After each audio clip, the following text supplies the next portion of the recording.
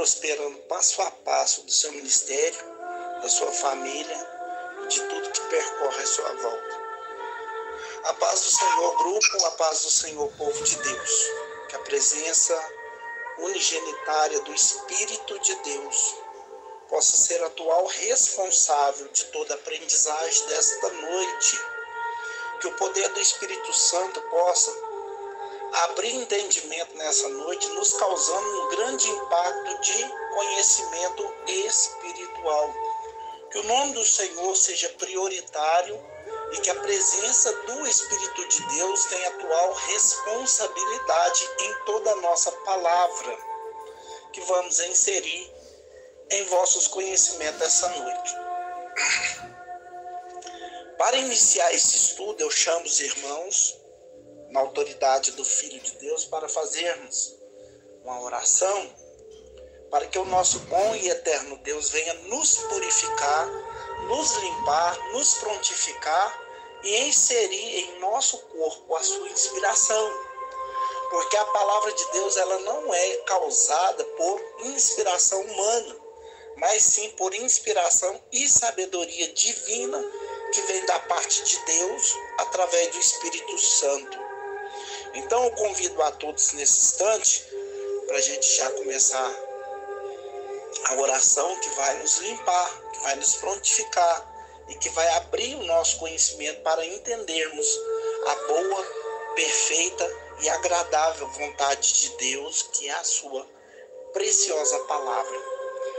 Querido Deus e eterno Pai, em nome do nosso eterno Senhor e Salvador Jesus Cristo, eu me disponibilizo diante da tua face e me quebrando, ó Deus, diante do teu poder.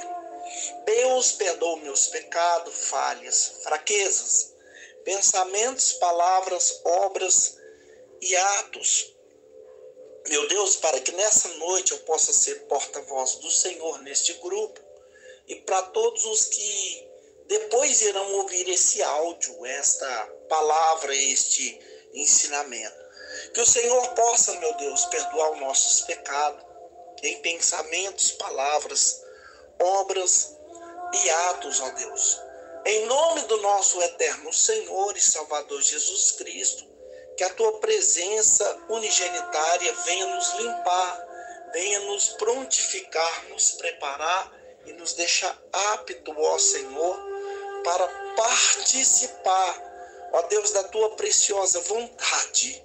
Ó poderoso Deus de Israel, que o Senhor nos enche com a tua paz, com o teu Espírito Santo, que o Senhor coloca campana espiritual em volta da nossa vida, meu Deus, para nos cobrir com a tua graça, com a tua proteção divina, em nome de Jesus Cristo, que o teu nome possa repercutir na mente, no coração, que a tua presença possa lapidar essa alma, essa vida. Deus, eu não sei o que esta pessoa enfrentou no decorrer deste dia, mas eu posso acreditar que a tua mão poderosa, forte e gloriosa está agora, tocando em cada vida, tocando em cada mente, tocando em cada história. Ó Deus, cura essa ferimenta interna que esta pessoa carrega, meu Pai, há muitos anos, dentro da sua alma, dentro do seu coração, talvez por palavras mal colocadas, talvez por agressões físicas ou verbais. Deus, é no nome do Senhor que eu profetizo a cura, a prosperidade e a libertação, que o nome do Senhor possa trazer, meu Pai, refrigério para essa alma, para essa mente, para este coração, que cada uma dessas pessoas tenha acesso, ó Senhor, nas riquezas do teu reino, para a glória do teu nome santo, em nome do Pai, do Filho e do Espírito Santo. Amém. E graças a Deus. Toda a igreja diga graças a Deus.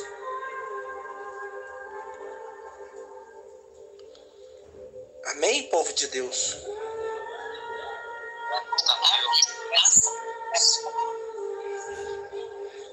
A presença do Espírito de Deus está conosco, amém?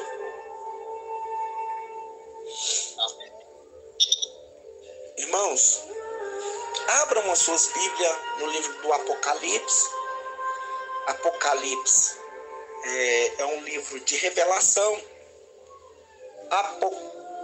Apocalipse, né, que significa tirar o véu, desvendar, ou seja, tirar para fora. Né? Quando você olha um eucalipto, aquele eucalipto significa tirar para fora. Apocalipse, revelação, tirar o véu, desvendar, revelar, tudo tem a ver com Apocalipse.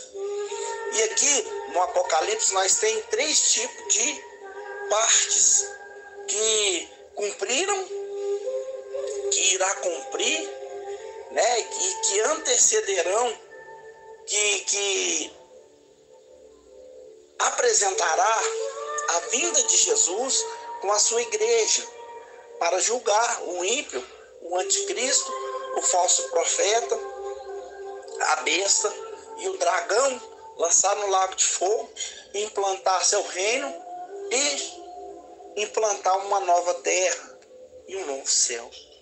Então, do 1 até o 6 são partes que o apóstolo São João vivenciou na época dos imperadores, que foi uma época, né, em que o povo de Deus não tinha paz, porque os imperadores, depois que Cristo morreu, eles intensificou a perseguição em cima do povo cristão, do povo judeu, o povo que professava o nome do Senhor Jesus.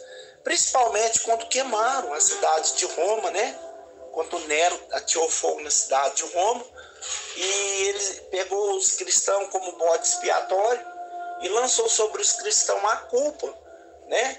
E ali então ele ficou apoiado na mentira em que o cristão, o povo de Deus, tinha ateado fogo na cidade de Roma, quando na verdade foi ele, que ele fez até uma canção vangloriando a sua obra, né, de ter incendiado a cidade. Só que na hora que a descoberta foi se revelando, ele suicidou. Né? Então nós vamos ler agora o Apocalipse capítulo 6, a partir do verso 1, que diz assim: havendo aberto o cordeiro, havendo o cordeiro aberto um dos selos, olhei e vi um dos 4 animais que dizia com voz de trovão: vem e vê. E olhei, e eis que um cavalo branco, e o que estava sentado sobre ele tinha um arco, e foi-lhe dado uma coroa, e saiu vitorioso para vencer. Querido Deus, esta é a tua palavra. Eu não tenho pretensão de persuasão acima do povo de Deus, porque a tua palavra, ela é poderosa e ela é mais penetrante do que qualquer espada de 2 gumes. Ó Deus, então que esta palavra possa penetrar no coração da tua igreja e que o teu nome, meu Pai, seja glorificado, exaltado e manifesto em nome do nosso Senhor Jesus Cristo. Aleluias! Louvado seja Deus! Queridos irmãos, para me introduzir aqui este comentário, eu teria que fazer um pano de fundo. O capítulo 6 do livro do Apocalipse, ele é uma continuação da visão que João teve a respeito do livro selado com 7 selos, apresentado a ele no capítulo anterior, que é no capítulo 5. O livro ele foi visto nas mãos de Deus, o Todo-Poderoso, e foi seguido, na seguida da visão, entregue na mão de uma única pessoa chamada digna de todo o universo para abri-lo e remover os seus 7 selos. Esta pessoa, ela é identificada como o Cordeiro que foi morto, né? O leão da tribo de Judá, a raiz de Davi. Isso registra Apocalipse 5, do versículo 5 e 6. Os símbolos representativos do nosso amado Senhor Jesus Cristo, toda criatura da vastidão do universo sem fim, prontificarão para atender essa visão, que é merecida ao nosso Senhor Jesus Cristo, uma ação de graça, de honra, de glória e de poder ao Deus que sempre foi, sempre será e sempre estará no nosso coração, atuando como Senhor e Salvador, o Todo-Poderoso, o Senhor, nosso Senhor Jesus Cristo, que está assentado no trono, né? Ao seu Filho único, digno de abrir esse conteúdo ao nosso Senhor Jesus Cristo, né? Que está revelando aqui no Apocalipse capítulo 5, do 13, do versículo 13 ao 14, a pessoa bendita do nosso Senhor Jesus Cristo, né? E ao serem abertos esses 7 selos, cenas fascinantes passarão a ser descritas na sequência profética, cheia de simbolismo e no estilo de cenas vivas e também com animais relacionados à ascensão e à transformação, também à decadência do Império de Roma e as suas horrendas perseguições aos remanescentes de Deus.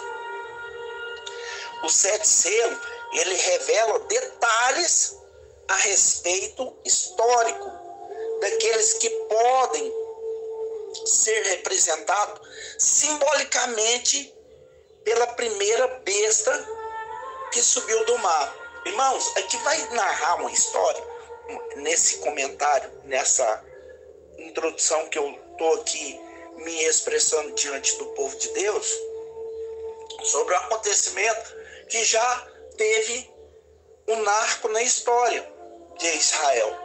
Mas isso aqui é um simbolismo que antecederão, que o anticristo vai tipificar essa ramificação aqui para poder manifestar a sua presença na face da terra. Mas isso se dará ao arrebatamento da igreja. Isso se dará quando o Senhor Jesus tirar a igreja da terra. Isso acontecerá. Porque a Bíblia Sagrada, ela tem 146 referências no Novo Testamento sobre igreja. E só nas cartas paulinas, ela tem 46 representação igreja, tipificando não a Israel, mas ao povo de Deus, né? Que Israel, eles não aceitaram o Senhor como o Messias, e nós entramos na brecha, né? Que está ali em Romanos capítulo 11, que Paulo está falando sobre o jambuzeiro, e ele está falando também sobre a oliveira. A oliveira era quem? Era Israel. Israel é os prediletos de Deus. Por quê, irmão? Porque eles estão dentro de uma profecia feita a Abraão sobre a própria boca de Deus. Mas no livro de João, no capítulo 1 e no versículo 11, nós vemos Israel rejeitando a promessa, né? Então, quer dizer, a oliveira, ela rejeita a promessa. E o que Deus faz? Deus, como lavrador, ele quebra o galho da oliveira e injeta ali o galho de quê? Do jambuzeiro. Quem era o jambuzeiro? O gentil. O gentil tem a ver com quem? Com nós. Nós não tínhamos uma cadeira na mesa de Deus. Mas, através da graça do Senhor Jesus Cristo, nós fomos enxertados na oliveira, né? E a oliveira mal que produzia frutos para a morte, agora ela tem o quê? Ela tem a seiva da figueira que inserida foi no jambuzeiro para produzir frutos de quê? De arrependimentos, né? Jesus falou aí que esses frutos permaneçam. Então, igreja significa eclésia. Eclésia, o que significa no grego eclésia? Tirar para fora. O que eu falei que Apocalipse é? Revelar. Tirar para fora. Tirar para fora. Então, nesse acontecimento, a igreja será tirada do mundo. Ela será tirada do meio de toda essa bagunça, essa manifestação oposta. Então, vamos lá. Nós temos aqui a abertura do primeiro selo. O primeiro selo, quando ele se abre, né, que encontra-se em Apocalipse 6, a partir do verso 1 e 2, diz assim: E vi o cordeiro que abriu um dos 7 selos, e ouvi um dos 4 seres viventes, uma voz com a voz de trovão, diz: Vem. E eu olhei, e eis que um cavalo branco, e o que estava montado nele tinha um arco, e foi-lhe dado uma coroa, e saiu vencendo para vencer. Vencendo para vencer. Irmão, preste atenção. Nos dias da inspiração aqui do Apocalipse, igual eu já comecei a narrar no pano de fundo, o cavalo branco, ele era um emblema de quê? Era um emblema de força, de combinação. O cavalo branco, ele era um emblema de rapidez. E a cor branca do cavalo, nesse caso, ela representa pureza, né? Mas é uma paz falsa, é uma paz forjada. Esse cavaleiro, ele não é o Senhor Jesus, mas sim ele trata-se da pessoa do anticristo. Por quê, meu querido? Porque Israel vai sofrer um ataque que todos estarão atrás da paz, e surgirão então um novo governo trazendo a paz. Aonde Paulo fala em 1 Tessalonicenses capítulo 5, se não me falha a memória, no verso 1, ele fala assim que quando todos estiverem buscando a paz, todos que vai falar, agora nós encontramos a paz. Aí o apóstolo Paulo fala assim: então virá repentina destruição. Então essa paz, alguns sinceros cristãos, eles cometem um sério equívoco, né, da interpretação quando associa esse cavaleiro com esse cavalo branco, do capítulo 6 de Apocalipse, do versículo 2, eles costumam confundir com o Apocalipse capítulo 19, versículo 11 e 16, porque esse aqui do 19, do 11 e do 16, esse é o Senhor Jesus. Agora esse Apocalipse capítulo 6, no versículo 2, esse aqui não é Jesus, esse é o anticristo. Entendeu? Então depende deles. Que por ser um cavalo branco, um cavaleiro, necessariamente deve ser entendido como o Senhor Jesus. Não. Ele não é o Senhor Jesus. Por quê? Porque o Senhor Jesus, ele não tem um arco. O Senhor Jesus, ele tem uma espada, né? E o arco, você pode ver aqui que ele não tem a flecha, ele só tem um arco. Por quê? Porque simboliza que o seu reinado será de um curto período. Ele vai se alinhar com Israel, fazendo um pacto de 7 anos. Só que em 3 anos e meio ele vai quebrar esse pacto. Então por isso que esse arco não tem flecha. E o Senhor Jesus, ele irá abater os seus inimigos, mas ele não vai precisar de usar espada. Ele vai fazer da mesma forma que o mundo foi criado. Ele vai usar a sua palavra, a sua boca, o seu hálito, né? Que com o seu hálito ele soprou nas narinas de Adão e Adão veio a existir. E com o seu próprio hálito ele vai desintegrar os malfeitores, né? A Bíblia fala que o assopro da sua boca aniquilará o inimigo, né? Então, aqui nós vemos esse cavaleiro que necessariamente deve ser entendido não como se fosse o Senhor Jesus, mas sim o anticristo. É muito estranho uma conclusão que conclui, né? Já no começo da mensagem você já tem que se desconfiar que esse aqui não é o Senhor Jesus. Pois o texto ele traz uma análise e ele apresenta traços sionômicos que traz a identidade desse cavaleiro, não pela cor da roupa dele, apenas cita que ele tinha um arco e que foi-lhe dado uma coroa. Este cavaleiro, ele não poderia ser o nosso Senhor Jesus Cristo, pois ele não participaria de nenhum grupo de cavaleiro portando esses comportamentos do mal. O Senhor Jesus, ele é todo poderoso e ele é o Senhor da paz, ele é o Senhor que traz todo bem-estar para a humanidade. E esse conjunto ele é formado de um cavalo branco, um arco, coroa, que são símbolo de vitória demonstrada. Simbolicamente, os áureo tempo do Império Romano, que se assentou pela força do seu poder. Todas as nações que estavam sobre o domínio de Roma tinham que obedecer. Os habitantes que viviam em Roma tinham que se submeter às suas regras e também às suas autoridades. O Império Romano ele assumiu a sua posição de liderança mundial a partir do século 166 depois de Cristo. Mas o seu período, conhecido como a Idade do Ouro, teve o início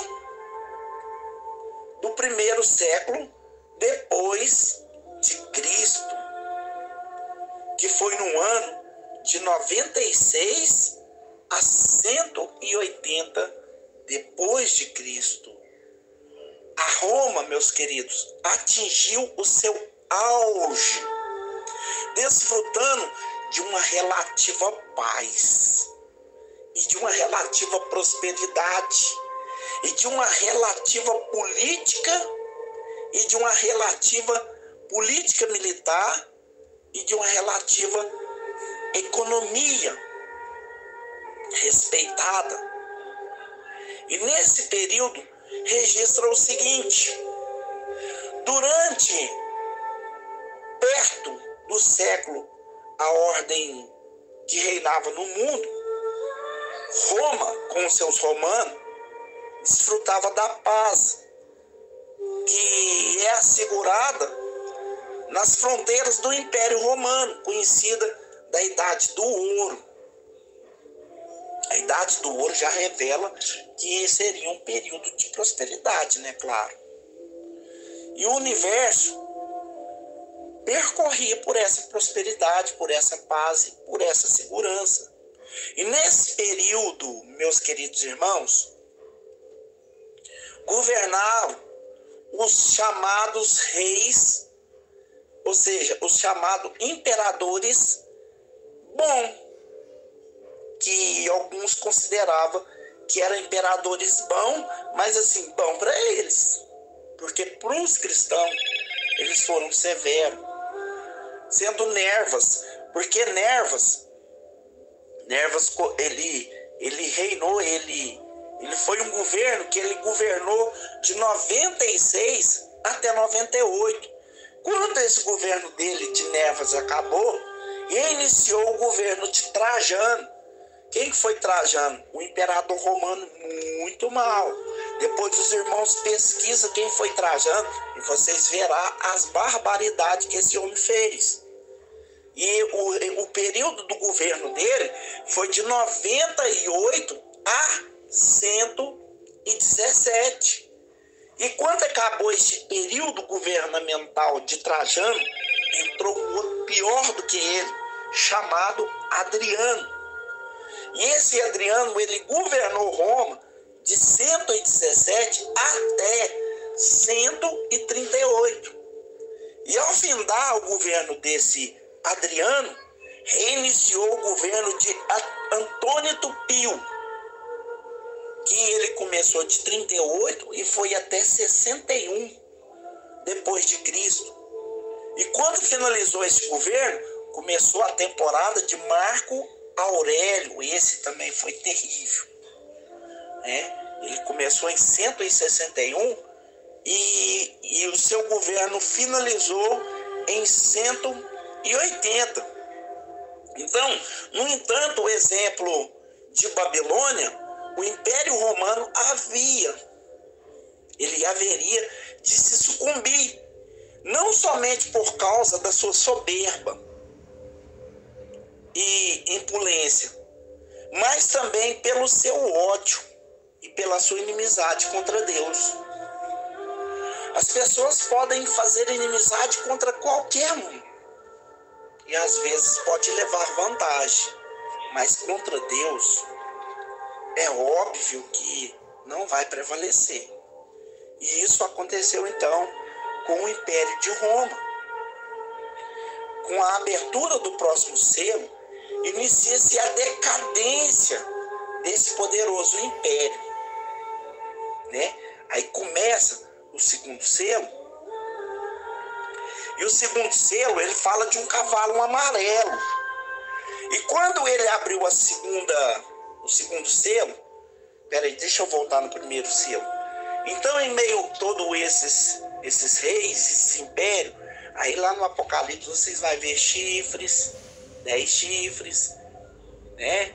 E esses chifres, cada chifre deles representa poderes, representa reis, né? Quando fala mares, é pessoas, povos, né? Quando fala mulher, é igreja. Então, o apóstolo João, ele escreveu dessa forma, não dando nome aos bois, porque senão eles queimariam o livro. Mas como ele escreveu assim de maneira confusa, todos os imperadores achou que ele estava ficando doido, achou que as ideias dele eram ideia maluca e deixou o livro prevalecer. Mas através do Espírito Santo que revelou para João, nós recebemos a incumbência desta revelação também. E aí chega então no... Quem está entendendo, diga glória a Deus. Glória a Deus. Aleluia. Chega no segundo selo, nós deparamos com um cavalo amarelo. E o cavalo amarelo, quando abriu o segundo selo, ouvi o segundo ser vivente dizendo: vem. E saiu outro cavalo. E o cavalo amarelo, e o que estava sentado, montado nele, foi dado que tirasse a paz da terra, de modo que os homens matassem uns aos outros, e foi-lhe dado uma grande espada.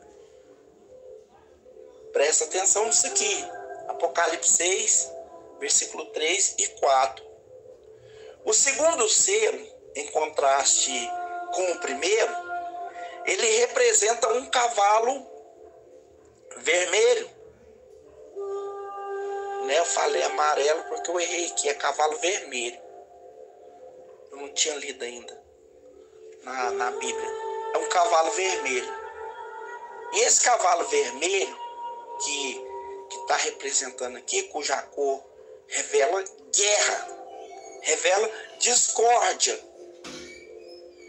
E o cavaleiro que estava montado nele, foi dado que tirasse a paz da terra. Aquela paz que havia áurea, né, dos imperadores, né, do período do ouro, da prosperidade, do domínio, do governo, por cima da carne seca, aqui é tirada. Os templos desses imperadores aqui é simbolizado por um cavaleiro branco, que nós lemos aí anteriormente, que eu expliquei para os irmãos aí, né? Agora, o cavalo da cor vermelha, na profecia, ele tem o significado de derramamento de sangue.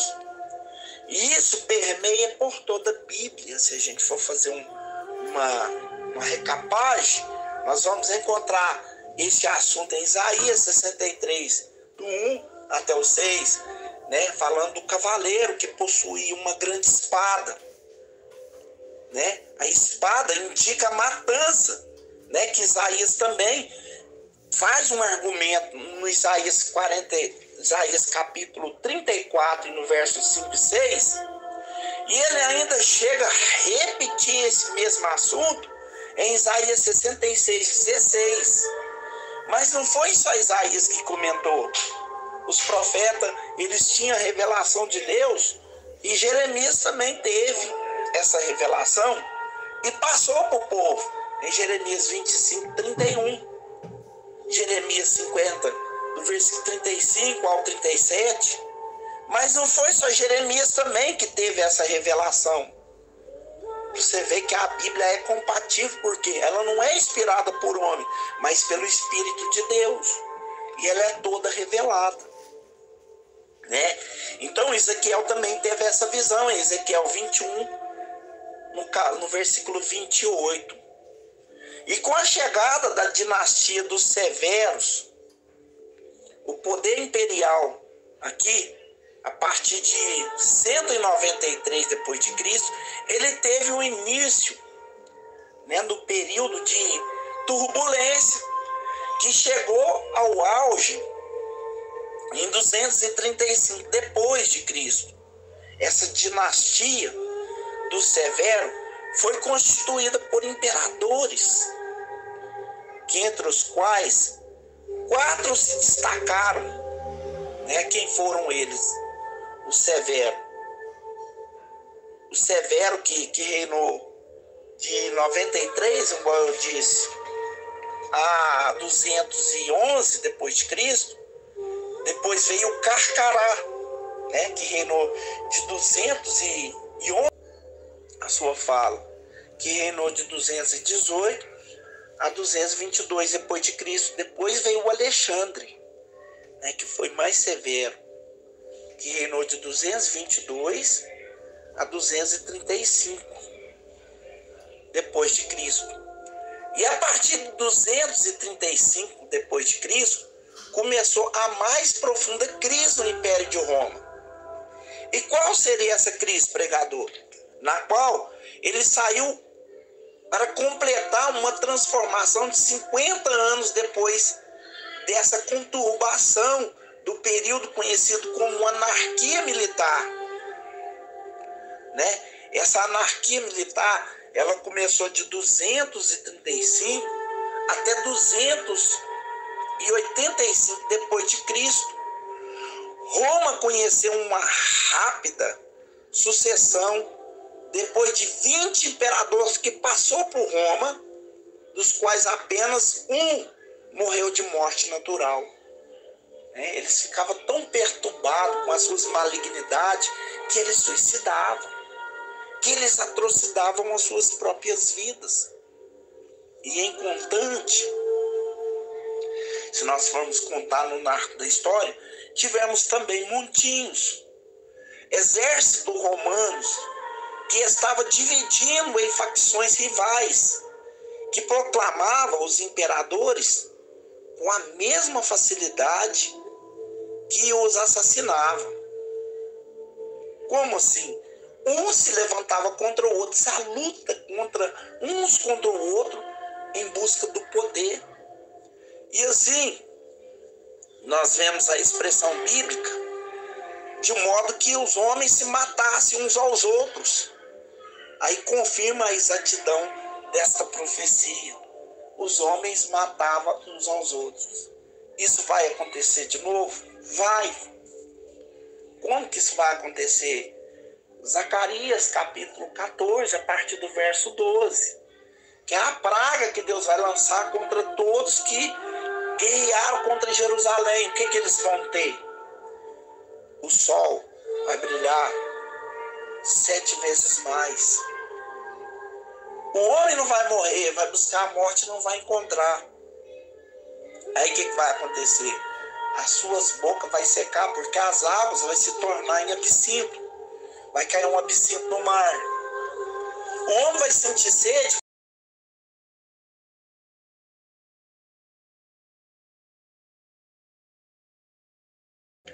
Que danifica a terça parte do mar. Então, quer dizer, a terça parte da vida marítima morre e a terça parte da vegetação também vai morrer. E o povo vai enfrentar escassez. Vai enfrentar escassez.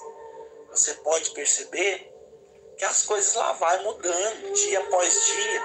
O preço lá vai aumentando. Parece que o salário não iguala aquilo que o governo implanta de aumento nos negócios.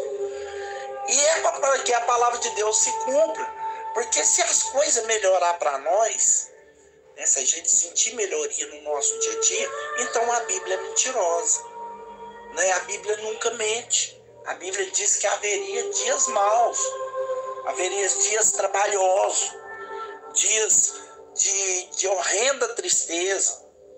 Né? E vai, irmão, vai acontecer. Por isso que a gente tem que firmar o nosso pensamento, a nossa fé e levar o negócio a sério, porque vai acontecer. Né? Então vamos tocar o barco. E eu quero falar ver se dá para falar do quarto cavaleiro. E o quarto cavaleiro, que é o amarelo, que eu fiz confusão com o vermelho. O quarto cavaleiro amarelo, ele se encontra em Apocalipse 6, no versículo 7 e 8, que diz assim: quando abriu o quarto selo, eu vi a voz do quarto ser vivente que dizia: vem. E olhei, e eis que o cavalo amarelo, que estava montado nele, chamava-se Morte, e Hades, quer dizer inferno, que seguia com ele, e foi-lhe dada autoridade sobre a quarta parte da terra, para que se matasse com espada, com fome, com peste e com feras da terra. Meu Deus do céu! Queridos irmãos, o cavaleiro que estava montado sobre este cavalo amarelo, ele foi o único que recebeu um nome. Não sei se vocês perceberam. O nome dele é Morte e Inferno. Esse cavaleiro é a consequência imediata dos 4 juízes de Deus: espada, fome, peste, fera da terra, né, que aconteceu anteriormente, os quais também parece registrado no livro de Ezequiel, que Ezequiel já estava profetizando isso em Ezequiel 14, do versículo 12 ao 23. Olha como é que a Bíblia ela interpreta a si própria.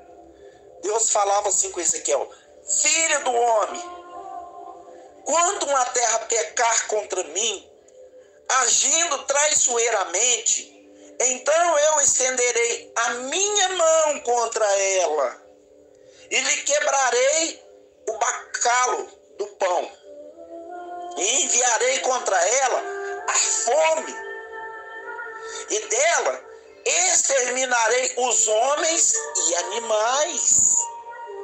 Se eu fizer passar pela terra besta fera, estas assolarem, de modo que ela fique desolada, sem que ninguém possa passar por ela por causa das feras. Ou se eu trouxer espada sobre aquela terra, disse: a espada passa pela terra, de modo que eu extermine dela homens e animais. Ou se eu enviar peste sobre aquela terra, derramar o meu furor sobre ela com sangue, para exterminar dela homens e animais. Meu Deus, como Deus é fiel.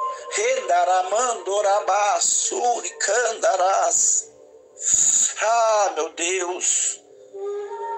Queridos, é impressionante como a Bíblia interpreta a Bíblia.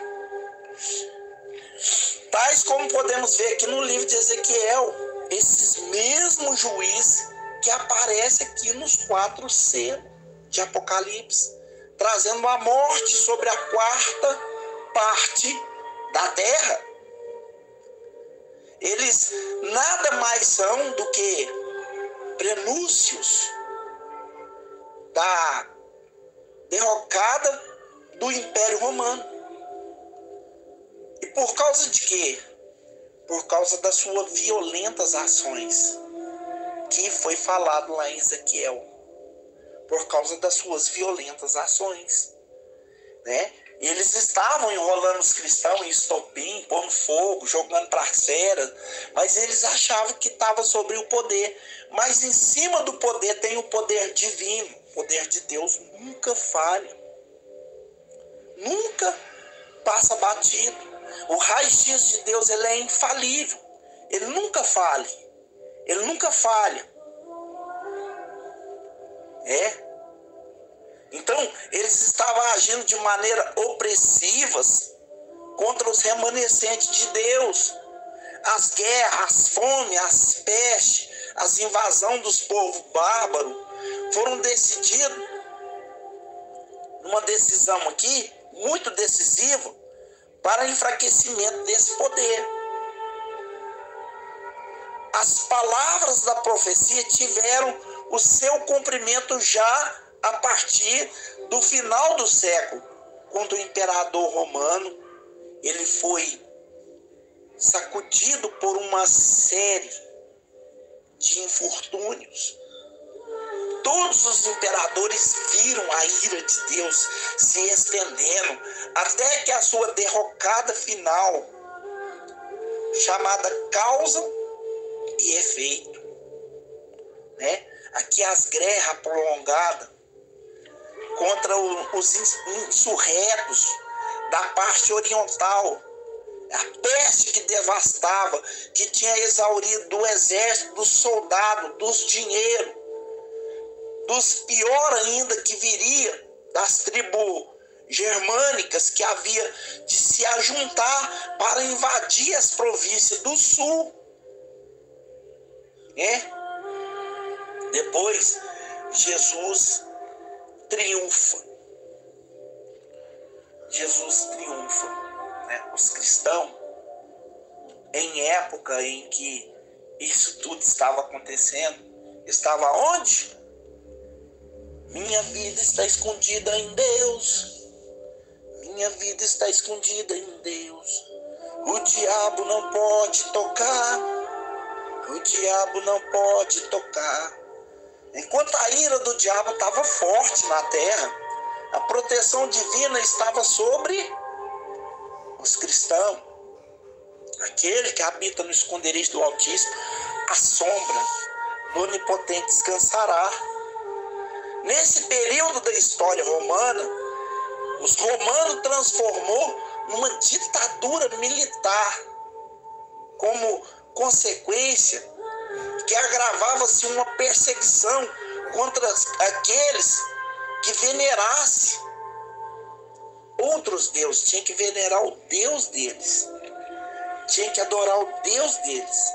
A tradição é que era adorar o Deus dos imperadores. Eu não sei se eu entro no 5º selo, porque a hora já está bem em cima. O que é que os irmãos acham? Mas fala do 5º selo hoje ou deixa para segunda?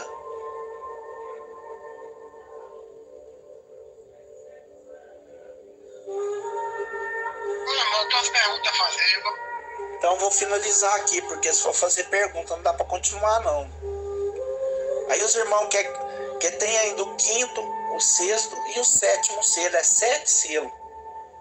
Aí o que os irmãos acham? Nós continuamos na segunda ou continua hoje? Aí eu vou responder as perguntas, se eu for encerrar no quarto selo.